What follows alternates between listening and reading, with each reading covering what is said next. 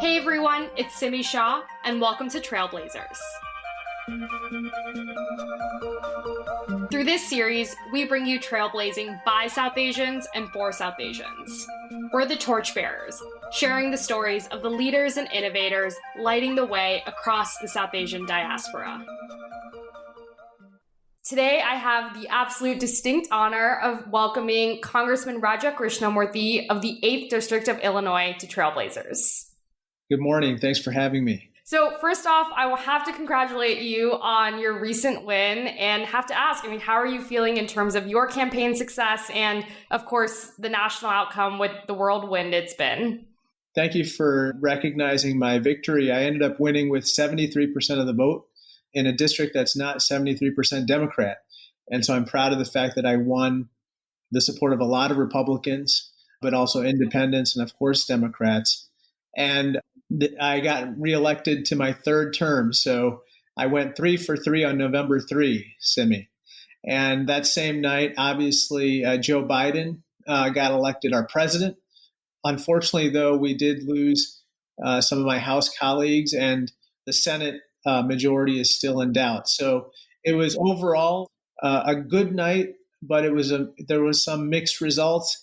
In my personal case, it was an outstanding victory. Yeah, absolutely. And congratulations again. I'm sure it's pretty crazy to reflect back now, given that this will be your third term in Congress.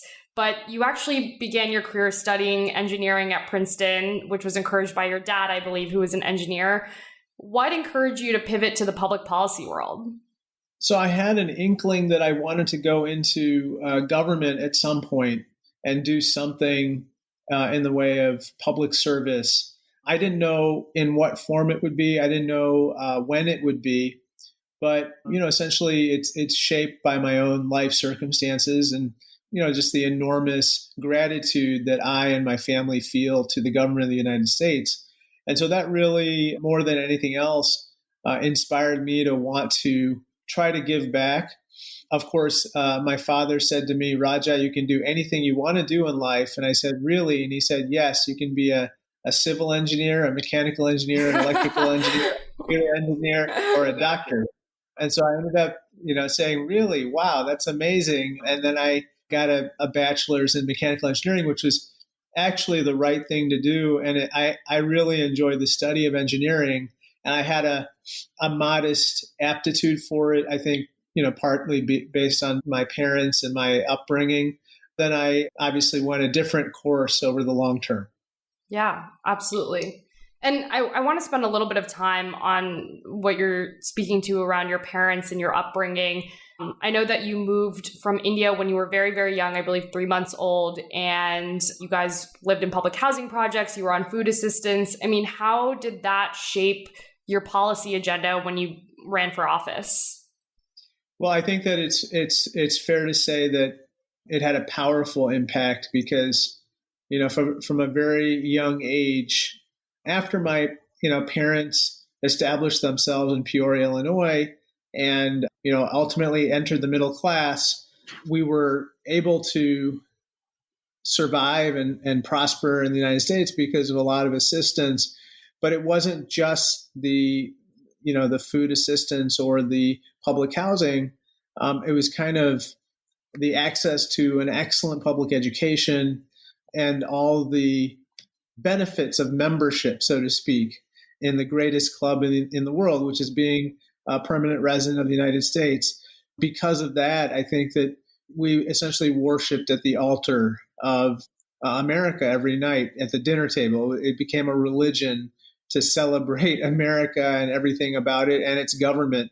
And I remember my father said, think of the greatness of America, and whatever the two of you do, my brother and me, just make sure this country is there for the next families who need it. And so that became almost like a mantra for us every night. Yeah. And that became the North Star of my personal compass. Yeah, absolutely. And I think that that's a sentiment that a lot of people are hanging on to, even amidst what's been a pretty tumultuous time in this country. I mean, as someone that, has served in Congress for some time now and in public office for longer, with your experience as Special Assistant Attorney General of Illinois and on the House Oversight Subcommittee, I mean, what are your priorities looking like today with the state that this country is in? If I had to describe what my aspiration is, I very much believe in the politics of purpose and prosperity. How do we make sure that government works smartly and effectively to help people to realize whatever their God-given potential is, however they define it, and to make sure everyone can get onto the up escalator of the economy, whether they are poor, whether they're middle class, or whether they're starting a business and growing it. And then the corollary of that is making sure everyone has access to that up escalator, regardless of where they come from or the color of their skin or how many letters there are in their name. There are 29 in mine, Simi, at last count. And so I have a number of policy prescriptions that fall under that general agenda, but those are the objectives of what I try to accomplish every day along with my staff. Yeah, absolutely. And again, I want to track a little bit further back in your career. I mean, I imagine to some degree that former President Obama had an impact on your political career trajectory, just given that after graduating from Harvard Law, you spent some time working on his early campaigns. I mean, do you have any poignant memories with him that just really stick with you to this day? I worked on his congressional campaign, the 1999-2000 timeframe. And, it didn't go the way that he expected or wanted. And then in 2002, I remember distinctly, meeting him in his law office. So at that point, he was working in a small Chicago, I guess you could call it a civil rights law firm, but it's really a house. It was a house, and his office was literally in the attic of that house. And so I went up there. It's like, I think it was the middle of summer, and it was like easily 100 degrees or 90 to 100 degrees. He's sweating bullets while we're talking. It got to my attention that, he was basically saying, look, I have to pay off my credit card bills from the last race in 2000. He still had, I don't know, I think maybe thousands, maybe $10,000 worth of credit card bills that needed to be paid off. And so he was working those off. And I remember he got a call as we were talking, and it was somebody who was the victim of domestic abuse. And, basically, he spoke, obviously he was her lawyer, and he was just talking about, how we need to move forward, how she needs to stay safe. And I don't think that was a paying case. I think that was a pro bono matter among the other matters that he took up. And he had a briefcase. It was the ugliest briefcase I've ever seen. It was like a little bit shredded, like 100 papers sticking out. And those were the final exams that he needed to grade from his class at the University of Chicago Law School that he was teaching. So to say that he was juggling responsibilities is an understatement. But what it really illustrates is, here's a person that's dedicated to public service, dedicated to helping people, trying to put food on the table for his family and trying to pay down a lot of bills, which is kind of a middle class life. And so that is something that stays with me, because you need people in public service who can relate to the struggles and the challenges that ordinary people face. And that way they know what needs to be done. And that's really important. Absolutely. And it's interesting because I know you're speaking to how, the first race that you were involved with him didn't go quite the way that he wanted. And, as in most trailblazers that I've even brought on this podcast, everyone's faced some losses in the early innings of their career. And in your case, you lost the race of Illinois comptroller in 2020 by less than 1% of the vote. In 2012, you actually lost the race for the seat that you sit in today. I mean, how did those losses shape your 2016 run? Like, what motivated you to keep going? I didn't lose, Simi. I took the silver medal. The way I look at it is, if you're going to bounce back from adversity, you have to look at it as, You might win or you might learn. And I had to learn quickly kind of what my kind of areas for development were. Now, the way in which you take a loss, so to speak, really matters. I give a lot of advice to a lot of candidates who run for office. And one of the pieces of advice that I give is, obviously, now that you're in the race, you're seeking to win. But regardless, you need to end the race with your head held high. And you need to be able to live with the person in the mirror. So that means you did everything that you possibly could. You handled yourself with grace. You didn't demean or disrespect your opponent, and you didn't demean yourself.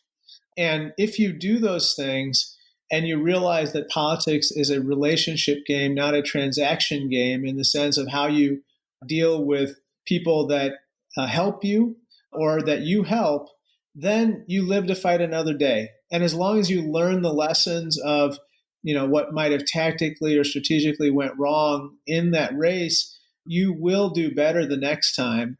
And so I had 2 losses to start, 2 silver medals, and then now I've won the gold 6 times in a row. Yep. So I'm 6-2. As Senator Dick Durbin told me, Raja, you took the Dick Durbin route to Congress. He lost his first 3 races before he first got elected to Congress. And then he said, good news is you haven't lost since. And I think that's something that we should all keep in mind, even after we bounce back from adversity. Yeah, absolutely. And, to that end, in 2016, you did become the first Indian American representative from Illinois. What did it mean for you to be able to represent your state and community in that way at the national level? It's very special. And it's something that maybe doesn't hit you until you see the reaction and response from other people. Once you see it on the faces and in the messages and the greetings that you get, especially from people in India, by the way, you kind of realize that your campaign or your victory or your holding office is inspiring other people. And that causes you to kind of take your responsibilities even more seriously. And it reminds me to also help to mentor the next generation of people who are entering public service and to encourage more. That's really, really important. Not to mention basically trying to help as many people as possible, knowing that it's a privilege to serve. It's not your right to be a congressman or anything like that. Yeah, absolutely. And speaking to that point on mentorship, what sorts of advice do you try to give to, potentially other young South Asians who are interested in running for public office and paving a path like your own? Every person has their own unique journey. But what I say to people is, you might watch that TED Talk by Sir Ken Robinson. It's one of the most viewed TED Talks. It had like 25 million views. I don't watch a lot of TED Talks, but I watched that a long time ago. One of the things that he said that stuck with me is, I think the goal in life is to find out what you're passionate about and what you're good at, and find the intersection of that. And that's where you can really achieve excellence. And I tell young people, especially coming out of college or their post-secondary education, first, try to achieve professional excellence, however you define that, so that you can become self-sufficient and independent. It's really important to establish yourself and live in the real world, pay bills, have a boss, have deadlines, have clients, and quite frankly, have a family if that's what you aspire to, because that comes first, in my opinion. You have to take care of your personal responsibilities as well as your professional responsibilities. You don't want to start running for office out of your parents' basement or something like that. It doesn't make any sense. Then once you get rooted in your community and you kind of have a sense of what's going on in your community and the world around you, then you try to ascertain, like, what do you really care about? What is it that really floats your boat, in the sense that you would work on this issue regardless of what responsibility you had, what leadership role you had, whether you were a foot soldier or whether you were the leader of the movement. do whatever you can to advance that cause. Once you do that, people really recognize it and a lot of doors open for you. And you can do that in any number of ways. You can be in appointed roles. You might run for office. I encourage people to think about that as well. But the main point is think about a cause bigger than yourself, work on that, and then exercise those service and leadership muscles so that you know when it's your time to, take the next level of responsibility. I think that makes a ton of sense and is something that I even try to keep in mind about establishing myself before I get a little bit carried away about what my ultimate career trajectory might look like. And it's interesting to your point on causes. I mean, obviously, you've championed a lot of landmark legislation across both sides of the aisle relating to causes like the growing skills gap, the opioid epidemic, especially among young people. How have you thought about how the different parties in Congress and just broadly in national politics are going to work together to solve some of America's biggest issues? I think it really takes identifying if you think of a Venn diagram of the issues that, maybe Republicans and Democrats each care about, figuring out the intersection of that and working on those first. This is something, I'm going to be meeting with Speaker Pelosi soon. This is something I feel passionate about and advocate for, which is right now the American people desperately want things to get done. And I think that's what the election results spoke to. They're not so interested in messaging points or rhetoric. They're not super interested in people going into their corners. They are interested in compromise and achieving whatever can get done that would advance their priorities, and then later on dealing with some of the more thorny issues. But that really only happens through those initial wins, so to speak. No, that makes a ton of sense. And hopefully we'll see some progress in that realm as the transition finally kicks off. So obviously it's been, a robust couple of years for South Asians in public office. The paradigm example being Kamala Harris, the first Black and South Asian woman being nominated to the role of vice president, but also you and a number of other representatives being part of what I believe you call the Samosa Caucus. Can you speak a little bit to what that experience has been like? Well, Kamala is one of us, one of the Samosa Caucus, so I'm not going to let her go. Incidentally, she achieved history in three regards, right? She was the first woman, the first Black, and the first South Asian vice president. So she really hit the trifecta, so to speak. In terms of the Samosa Caucus, it's basically the four of us in the House of Representatives of Indian origin. And interestingly, we were all elected the same night Donald Trump was. Wow. Unfortunately, for the last two election cycles, we have not grown. And that's kind of a long-term objective. But we represent all parts of the political spectrum within the Democratic Party, and we really get along pretty well. But we, have different kind of policy priorities. And so it's really good that there is that diversity even within our ranks. But most importantly, I think that hopefully we continue to inspire others to enter public service, and we kind of come together when it counts for certain priorities that have been ignored in the past for the South Asian or the broader Asian American or really the entire community, such as immigration. Immigration, by the way, is one of the issues that I care deeply about and which I think represents what I call the killer competitive app that the United States has that very few countries possess. And we as South Asians, Indian Americans, etc., can very passionately, poignantly, and powerfully speak to the issue of immigration as being a huge win-win-win for us, people who are already here in America, and of course the country as a whole. And I want to spend some time on that because obviously this is called South Asian Trailblazers. What sort of impact has the South Asian community had with respect to your campaigns, with respect to how you think about policies? Can you share a little bit about that? They've had a huge impact. My own constituency comprises around 750,000 people, so 750,000 people. but between 8 and 10% of the constituency is South Asian origin, which is one of the highest concentrations in the country. Of course, the vast, vast majority are still white Caucasian. But the interesting thing is that the South Asian community, whether they're Indian origin, Pakistani, Bangladesh, Sri Lankan origin, have really established themselves and have established a good reputation and name, so to speak, for the community, such that the vast majority of the constituency is very comfortable electing an Indian American to Congress, even when they can't pronounce my name, by the way. And that I'm not joking. They literally cannot pronounce my name, and they just know me as Raja at this point.